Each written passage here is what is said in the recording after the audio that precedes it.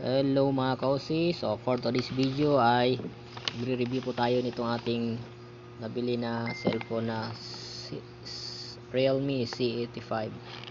Latest model po ito ng Realme. So nabili natin sa halagang 9,999.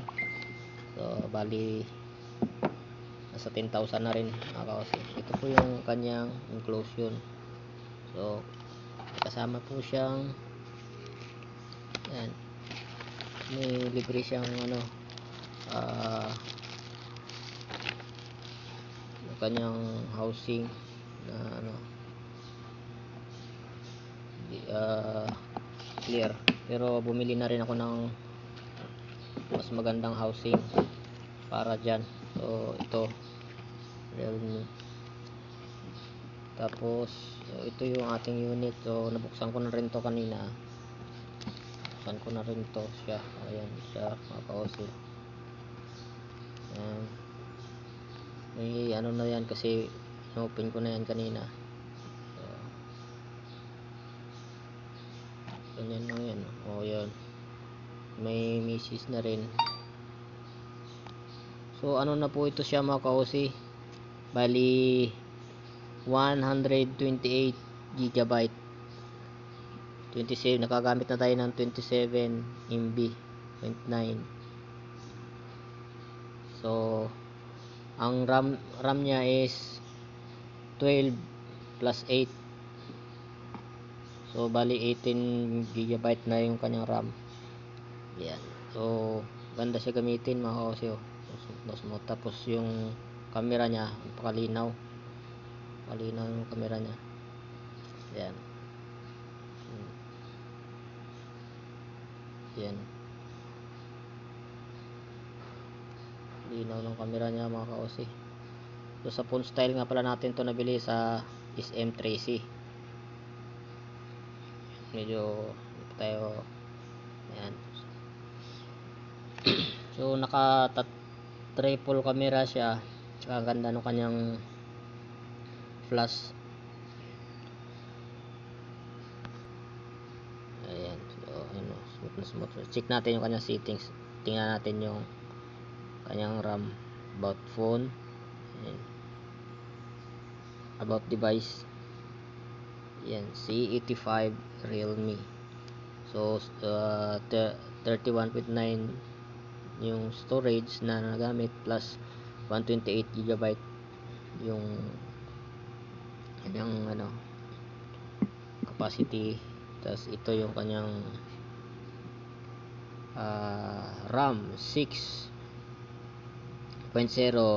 GB plus 12.0, so bali 18 nga.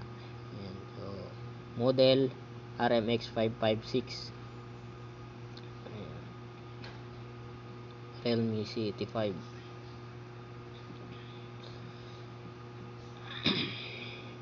Ayan. So ito yung kanyang mga previous naman niya is ito previous.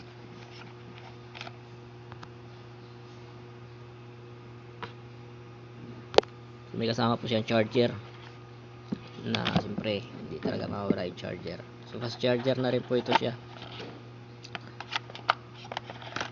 Fast charger siya, 45 watts. So maganda nito yung kanyang battery, 7,000 7,000. Ayan po, yung battery niya is 7,000 milliamperes type. So ano bang sabihin yan?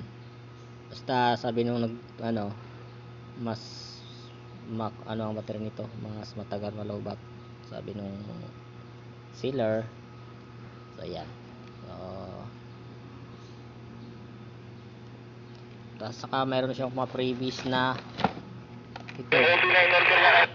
Ganda itong previous niya smart stereo sports headphone, wireless na siya.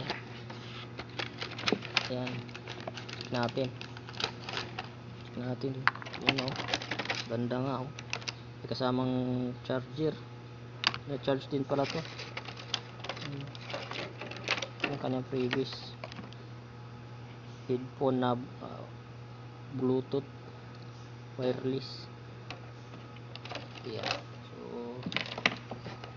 So bumili na rin tayo ng casing nya. Pabili natin to ng halagang 499, diba? Halos nasa 500 na rin. Tapos pinalagyan na rin natin siya ng Gorilla Glass para mas safe talaga. Kasi medyo mahal na rin yan para sa akin yung 10,000 na cellphone. Yan. Dahil medyo latest na ito ating Vivo Y95. Yan. Ito na lang yung ito na ating papalit dyan. So ganda na siya mga kausi.